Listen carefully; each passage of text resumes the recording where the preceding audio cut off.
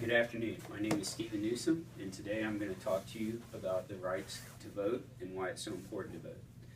So throughout the history of the United States of America, the right to vote has been one of our most important freedoms.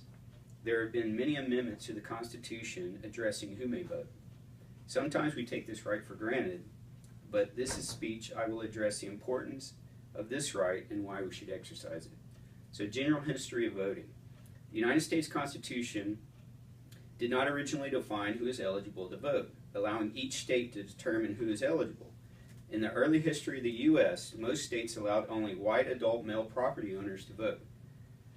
4 of the 15 post-Civil War constitutional amendments were ratified to extend voting rights to different groups of citizens. These extensions state that voting rights cannot be denied or abridged based on the following.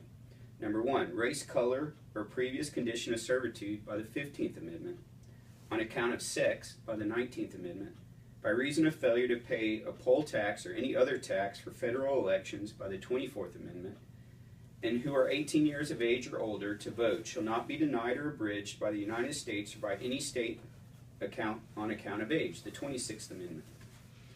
So a general timeline of voting rights. In 1789, the Constitution grants the states the power to set voting requirements.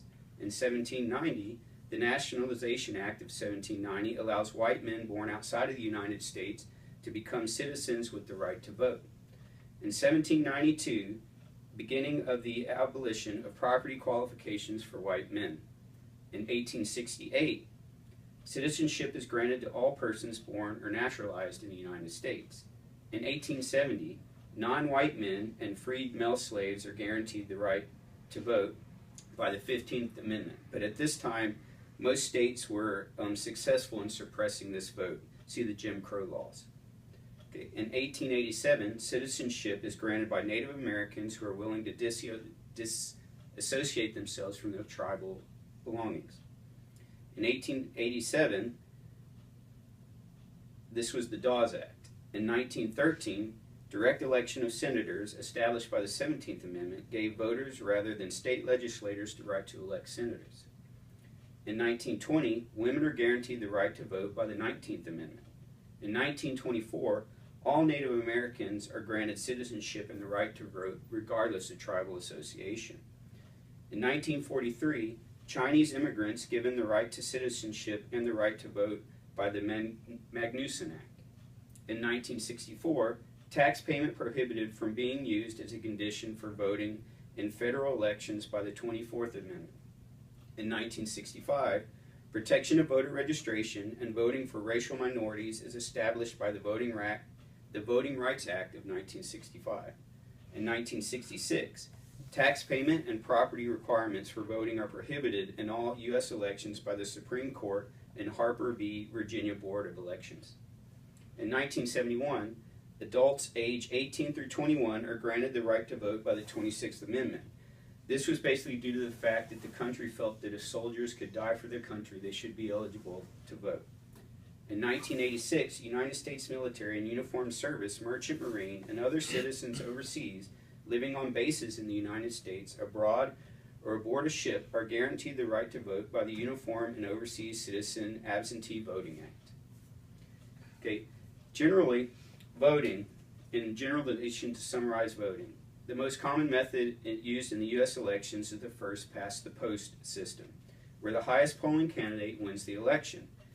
The eligibility of an individual for voting is set out in the Constitution and also regulated at state level. The Constitution states that suffrage cannot be denied on grounds of race or color, sex or age for citizens 18 years or older. Beyond these qualifications, it is the responsibility of the state legislator to regulate voter eligibility. For voter registration, while the federal government has jurisdiction over federal elections, most election laws are decided at the state level. All U.S. states except North Dakota require citizens who wish to vote to be registered. The National Voter Registration Act of 1993, the Motor Voter Law, required state governments that receive certain types of federal funding to make the voter registration process easier. So they had to put in uniform registration services at driver's license registration, disability centers, schools, libraries, and mail-in registration. Absentee voting. Voters unable or unwilling to vote at polling stations on election day can vote via absentee ballot. These are usually handled through the United States Postal Service. In 1986, Congress enacted the Uniform and Overseas Citizens Absentee Voting Act. This act requires that states and territories allow members of the United States Uniformed Services and Merchant Marine, their family members, and United States citizens residing outside the United States to register and vote absentee in elections for federal offices. In addition, all members of the United Services, their family members, and members of the Merchant Marines and their family members that are U.S. citizens may vote absentee in federal, state, and local elections. Now I'd like to talk about the types of elections. So there's federal elections. The United States has a presidential system of government, which means that the executive and legislature are elected separately. Article 1 of the United States Constitution requires that any election for the U.S. President must occur on a single day throughout the country, while elections of the congressional officers can be held at different times. Congressional and presidential elections take place simultaneously every 4 years, and the intervening congressional elections, which take place every 2 years, are called the midterm elections. Presidential elections. The president and the vice president are elected together in a presidential election. It is the indirect election, which the winner being determined by the votes cast by electors of the Electoral College. The winner of the election is the candidate that receives at least 270 Electoral College votes. Congressional elections. Congress has two chambers, the Senate and the House of Representatives. Senate elections, the Senate has 100 members elected for a 6-year term in dual seat contingencies, 2 from each state, with 1/3 being renewed every 2 years. The House of Representative elections.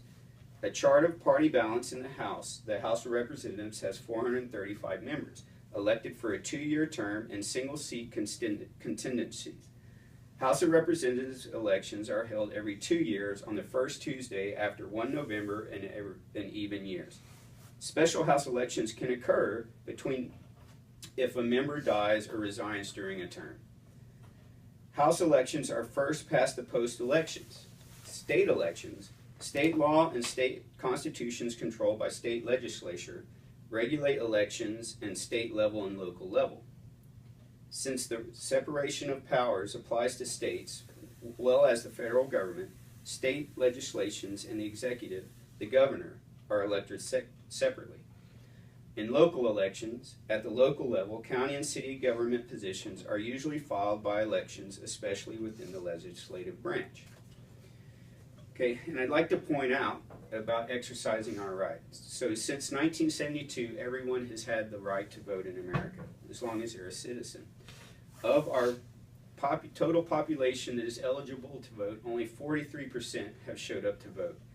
And out of the registered voters, only 79% of those have shown up to vote. So in conclusion, in our country, the right to vote has gone through many evolutions.